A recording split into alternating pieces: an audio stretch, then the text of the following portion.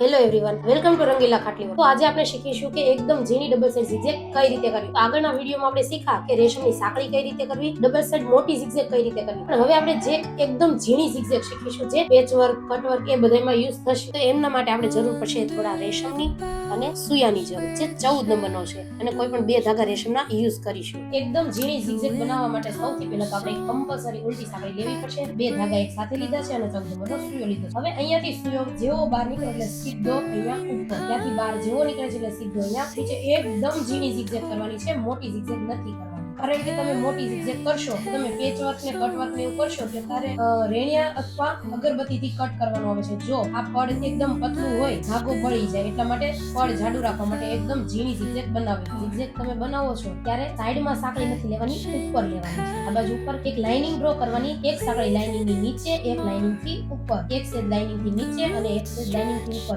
અથવા તમે જો નવા શીખો છો, તમને નથી ફાવતું, તેના માટે સૌથી પહેલા તો તમારે આ લાઇનિંગ આપણે જે ડ્રો કરી છે એની પર સાંકળી કાઢી લેવાની છે. સાંકળી કાઢ્યા પછી એક સાંકળી ઉપરની સાઈડ, એક સાંકળી થી નીચેની સાઈડ. આવી રીતે તમારું ફિનિશિંગ પણ સરસ આવશે અને તમને ઈઝી પણ પડશે. જો આ રીતે તમારે કન્ટિન્યુ આ લાઈન કમ્પ્લીટ થઈ જાય એના પછી આની ઉપર બીજી લાઈન કરીશું. જે અહીંયા સિંગલ સાઈડ ઝિગઝેગ નો આપણે એન્ડ કરીશું, અહીંયા ગાંઠ મારી દઈશું. આપણે લઈશું ડબલ સાઈડ ઝિગઝેગ. અહીંયા આપણે ગાંઠ મારી દીધી છે, તો અહીંયાથી આપણે પાછા રિટર્નની સાઈડ જઈશું. તો ફરીથી અહીંયાથી સ્ટાર્ટ કર્યું છે, એક ઉલટી સાંકળી લેવાની છે, પછી ડાયરેક્ટ અહીંયા ઉપર આ બેની વચ્ચે એક્ઝેક્ટ સેન્ટરમાં લેવાનું છે. નહીં આ બાજુ કે નહીં આ બાજુ, એકદમ સેન્ટરમાં. પછી આની ઉપર ફરીથી નીચે, તે આવી રીતે કન્ટિન્યુ આપણે ડબલ સાઈડ ઝિગઝેગ કરવાની છે. જો તમે પાછળ જોઈ શકો છો કે પડ એકદમ જાડું બને છે, તો આપણે કટવર્ક અને પેચવર્ક માટે આવી રીતે એકદમ જાડી ઝિગઝેગ બનાવવાની છે, એકદમ ઝીણી અને ડબલ સાઈડ. આપણે પરફેક્ટ ફિનિશિંગ સાથે આગળ જવાનું છે. સિંગલ ધાગો ન થઈ જાય, ધાગો તૂટી ન જાય, એનું ખાસ ધ્યાન રાખવાનું છે. અને આપણું ફિનિશિંગ એકદમ પરફેક્ટ આવવું જોઈએ. આમાં નાની નાની વસ્તુ ધ્યાન રાખવી ખૂબ જરૂરી છે. આ બને છે આપણી એકદમ ઝીણી ડબલ સાઈડ ઝિગઝેગ. આ વસ્તુ શીખવી ખૂબ જરૂરી છે. આ બધે જ યુઝ થશે, એટલા માટે આ વસ્તુ શીખવી પડશે. તો ઓલમોસ્ટ આપણી ડબલ સાઈડ એકદમ ઝીણી ઝિગઝેગ કમ્પ્લીટ થવા આવી છે. જો આપણે થોડાક આગળ જઈશું એટલે આપણે અહીંયા ફિનિશ થઈ જશે પૂરું. આવી રીતે તમારે કન્ટિન્યુ આગળ ચાલવાનું છે. એક સાંકળી ઉપર, એક સાંકળી નીચે,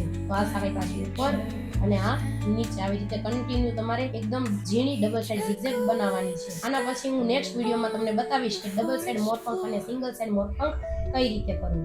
આ થઈ ગઈ છે આપણી ડબલ સાઈડ ઝિગઝેગ કમ્પ્લીટ. તો અહીંયા આપણે મારી દઈશું ગાંઠ. તમને જો વર્ક કરવામાં કોઈ પણ પ્રોબ્લેમ આવે છે તો તમે નીચે આપેલા નંબર પર કોન્ટેક્ટ કરી શકો છો અને પૂછી શકો છો. તમારું સોલ્યુશન તરત આવી જશે. તો આ બની ગઈ છે આપણી ડબલ સાઈડ એકદમ ઝીણી ઝિગઝેગ. તો આવી નવી સ્ટીચીસો શીખવા માટે તમે અમારો કોન્ટેક્ટ કરી શકો છો નીચે આપેલા નંબર પર. અને કોઈ બીજાને પણ શીખવું છે તો તમે એમને અમારો વિડીયો શેર કરી શકો છો, જેથી કરીને એ પણ તમારી જેમ શીખી શકે નવું. Thank you.